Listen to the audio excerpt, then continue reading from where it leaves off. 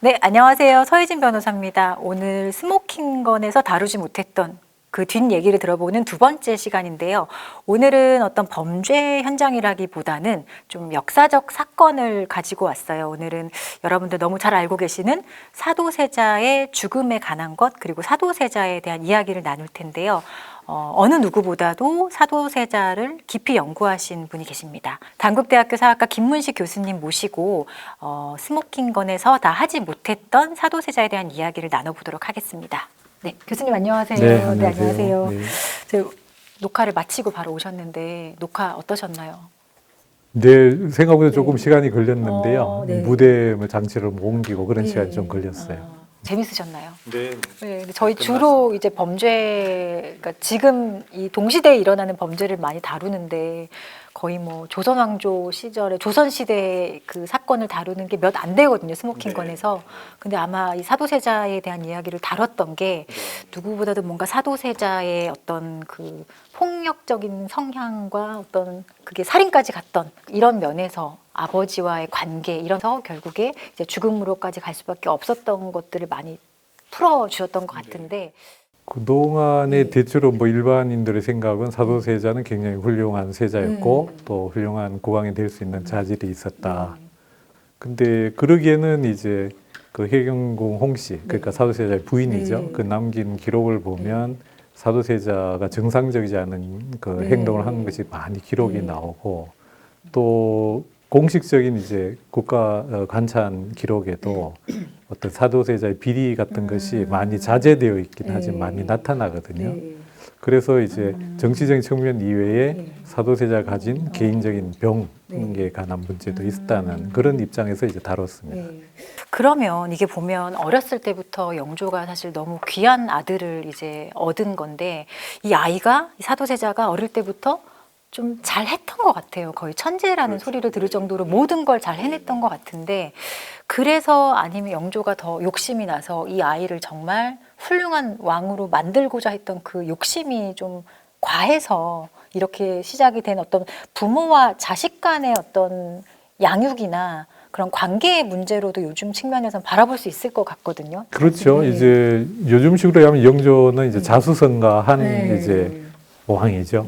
왜냐하면 숙종의 아들로 태어났지만 형님이 계셨고 형님이 왕이 먼저 됐고 사실 조카가 나면 자기가 왕이 될 수 없잖아요. 그런데 조카가 안 나니까 동생으로서 이제 왕위를 계승하고 또 모친은 또 무술이 출신이니까 굉장히 이제 그 궁녀 중에서는 천한 그 지위에서의 이제 어머니를 가지고 있거든요. 그러니까 그런 점에서도 하자가 있죠.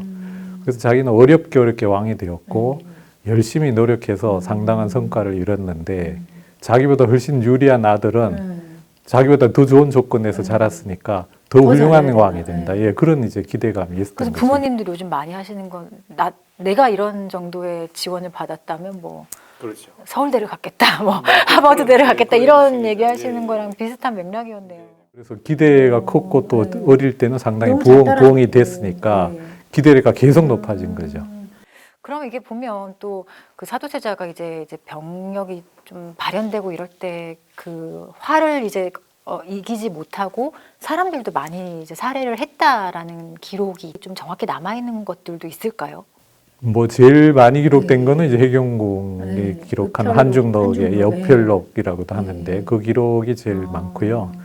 지금 뭐 대략 한 100명 이상이 100명 되지 정도. 않을까 피해 본 사람이 그렇게 이제 그게 다 추정을 그냥 하죠. 우발적으로 내가 너무 화가 나서 네네. 화를 주체하지 못해서 죽인 거죠. 네네네. 교수님이 보신 것 중에 와 이런 사유로도 사람을 죽여라고. 그러니까 왕자를 생산한 이제 어미를 죽인 케이스도 있어요. 대개 이제 측근에 있었던 사람들 그러니까 내관이라고 하죠. 그 다음에 이제 궁녀들, 그 다음에 이제 그 하인들 이런 사람들 측근에 있던 사람들이 이제 어떤 병증이 발병했을 때 가까이 있는 사람들이 피해를 보니까요. 왜 죽였던 거예요? 그러니까 지금 이제 오늘 그 전공하시는 선생님의 해석으로는 조울증, 조증과 우울증이 번갈아 나타나고 조증이 나타났을 때 그런 이제 행동을 할 수가 있다라고 해석을 하시는데 뭐 실제로 말짱할 때는 또 아무 문제가 없는 완벽한 세자 모습이고 또 주변 사람들이 예상치 못한 순간에 또 그런 모습이 나타나고 그 양쪽이 공존했던 것 같아요. 제가 보기에도.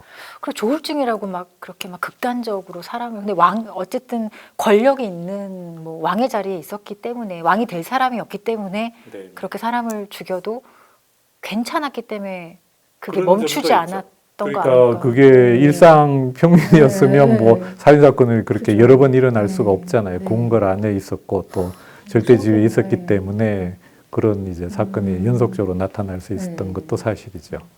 그럼 어떻게 이렇게 사람을 뭐 흉기를 사용해서 그럴 수도 있고요. 때려서 이제 사고가 날 수도 있고. 사도세자가 보면 아버지를 죽이겠다라고 얘기를 한 적도 여러 번이었던 것 같아요. 그래서 영조가 살고 있는 뭐 경희궁으로 직접 찾아가는 경우도 있었고 한데 실제로 이렇게 보시기에 정말로 그렇게 갔지만 실행할 수 있었던 환경이었는지 그것도 좀 궁금해요. 사도세자가 군대를 몰고 자기가 지휘를 해서 갔다면 이제 전쟁이 일어날 수도 있겠죠. 근데 뭐 본인이 단독으로 갔다든가 수하 몇 사람만 따라가서는 왕을 죽이기는 어렵죠. 왕을 지킨 사람들이 많이 있으니까요. 울분을 참지 못해 그냥 경희궁에 갔다가 돌아오는 그런 정도만 했던 거였죠. 조직적인 어떤 그런 운동이 있었던 건 아니고 우발적인 사건으로 봐야 될 것 같아요.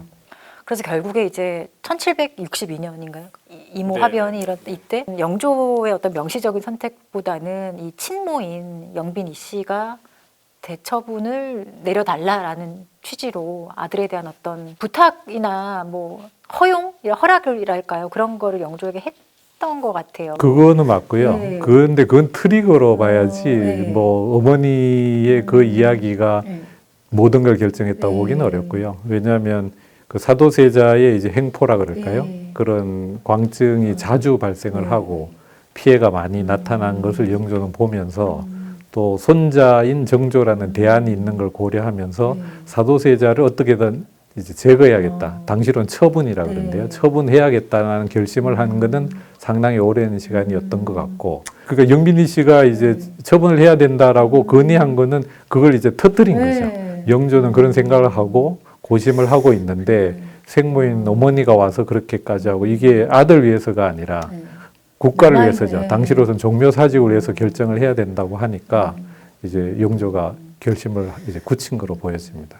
뒤주에 갇혀 8일을 지내다가 죽어가는 모습을 그린 영화나 드라마가 많잖아요. 영화를 많이 보는 쪽은 아니라서 그렇긴 한데 사도세자는 우리 생각보단 좀 몸이 비대한 사람이었던 것 같고, 적지는 않았던 것 같아요. 그리고 무예도 상당히 뛰어났고 예술적 감각도 있었던 사람인 것 같고요.